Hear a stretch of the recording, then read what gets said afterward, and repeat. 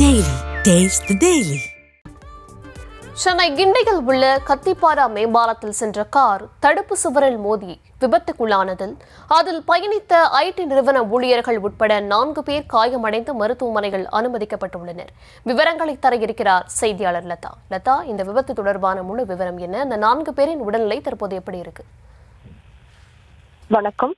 சென்னை கத்திப்பாரா மேம்பாலத்தின் தடுப்பு சுவரில் கார் மோதிய விபத்தில் 4 பேர் காயங்களுடன் மீட்கப்பட்டு மருத்துவமனையில் சிகிச்சைக்காக அனுமதிக்கப்பட்டிருக்கிறார்கள்.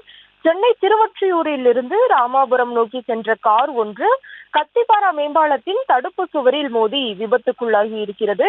இந்த விபத்தை தொடர்ந்து அக்கம் பக்கத்தில் இருப்பவர்கள் காரில் இருந்த 4 பேரை மீட்டு ஆம்புலன்ஸ் உதவியுடன் சென்னை ராயப்பேட்டை அரசு மருத்துவமனைக்கு அனுப்பி வைத்திருக்கிறார்கள்.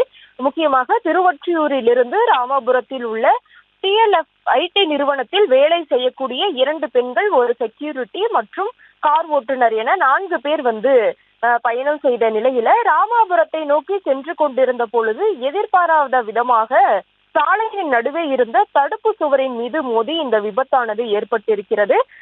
மேலும் இந்த விபத்தில் சிக்கிய அந்த 4 பேரையும் காயங்களோடு இருந்த நிலையில அவர்களை மீட்டு ராயப்பேட்டை அரசு மருத்துவமனையில் அனுமதிக்கப்பட்டிருக்கிறார்கள். மேலும் இந்த விபத்து குறித்து கிண்டி போக்குவரத்து போலீசார் விசாரணை மேற்கொண்டு வருகிறார்கள்.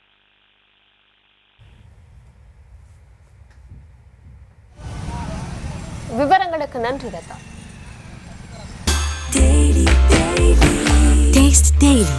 Taste the Daily.